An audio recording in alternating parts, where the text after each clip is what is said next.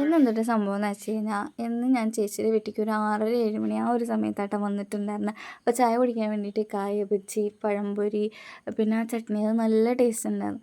ഞാനിങ്ങനെ വീഡിയോ എടുക്കുന്നുണ്ടെന്ന് കണ്ടപ്പോൾ എക്സ്പ്രഷൻ ഇട്ടുതന്നതാട്ടോ അത്.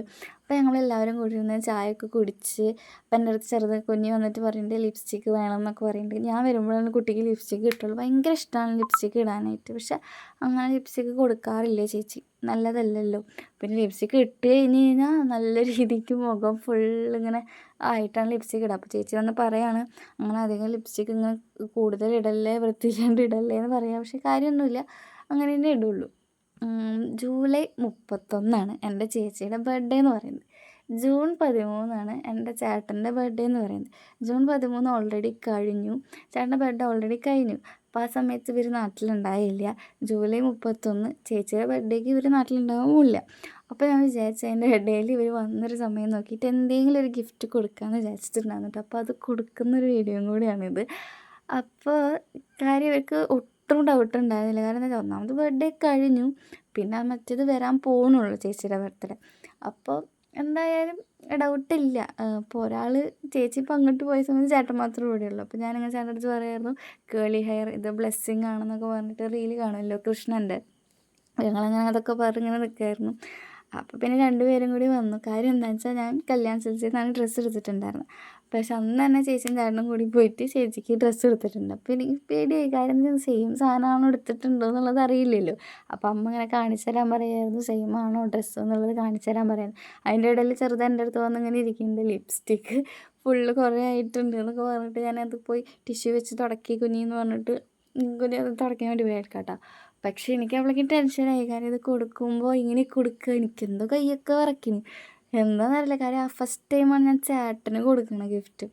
അപ്പോൾ കുഞ്ഞ് ചെറുത് പോയിട്ട് ഇതുകൊണ്ടൊക്കെ ടിഷ്യൂ ഒക്കെ വെച്ചിട്ട് ഇങ്ങനെ തുടയ്ക്കുന്നുണ്ട്. അപ്പോൾ ഞാൻ ഇതൊരു ജസ്റ്റ് ഒരു ട്രൈ പോലെ ഞാൻ ഇതൊക്കെ എടുത്ത് ഇങ്ങോട്ട് പോന്നു.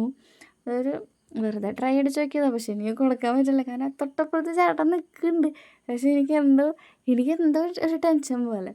അപ്പം ഇങ്ങനെ അവരിങ്ങനെ അവരുടെ ഡ്രസ്സിനെ പറ്റിയൊക്കെ വർത്താനം പറഞ്ഞു. അപ്പോൾ ഇങ്ങനെ ചേച്ചി ചോദിക്കുമ്പോൾ നീ എടുത്ത ഡ്രസ്സ് കാണിക്കുന്നൊക്കെ പറയുന്നുണ്ടായിരുന്നു. അപ്പോൾ ഞാൻ അമ്മയുടെ ഫോൺ കൊടുത്തിട്ട് എടുക്കാൻ പറഞ്ഞു. പക്ഷെ ചേച്ചിക്ക് കൊടുക്കണത് എൻ്റെ അമ്മ എടുത്തില്ല, ചേട്ടന് കൊടുക്കണത് കിട്ടി. മാറിണ്ട് ഈ എക്സ്പ്രഷൻ ഇട്ടതാണോ അതോ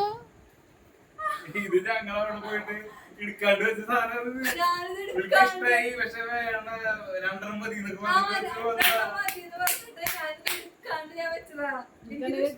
എനിക്ക് ഭയങ്കര ഇഷ്ടമായി.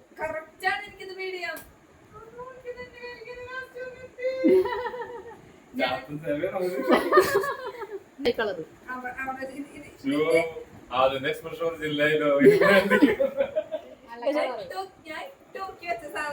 പിന്നെ അത് കഴിഞ്ഞ് നമ്മൾ നേരെ ഫുഡ് കഴിക്കാൻ വേണ്ടിയിട്ട് പോയിട്ടുണ്ട്. അത് എൻ്റെ ചേച്ചി വെച്ച ചിക്കൻ കറിയാണ്. ആദ്യമായിട്ടാണ് ഞാൻ ചേച്ചി വെച്ച ചിക്കൻ കറി കൂട്ടണത്. ഞാൻ ചേച്ചിയൊന്നും വിളിക്കാറില്ല അത് വെച്ച ചിക്കൻ കറി കൂട്ടണത്. പിന്നെ അത് കഴിഞ്ഞിട്ട് നേരെ നമ്മൾ കുറേ സാധനങ്ങളുണ്ടായിരുന്നു കേട്ടോ. ചിക്കൻ കറി ഉണ്ടായിരുന്നു, സാമ്പാർ, ചക്ക, കുറേ സാധനങ്ങളുണ്ടായിരുന്നു, പപ്പടം, അച്ചാർ, പിന്നെ എന്തൊക്കെയോ ബീട്രൂട്ട് ഉപ്പേരി, അങ്ങനെ കുറേ സാധനങ്ങളുണ്ടായിരുന്നു. പിന്നെ അത് കഴിച്ച് നമ്മൾ നേരെ കുറച്ച് നേരം കുഞ്ഞിയുടെ ഒപ്പം കിടന്ന് ഓരോ കഥകൾ പറഞ്ഞ് നാളെ ഒരു പോവുകയാണ്. അപ്പോൾ നമ്മൾ നേരത്തെ തന്നെ കിടന്നുറങ്ങിയിട്ടുണ്ടായിരുന്നു. അപ്പോൾ ഓക്കെ ബൈ.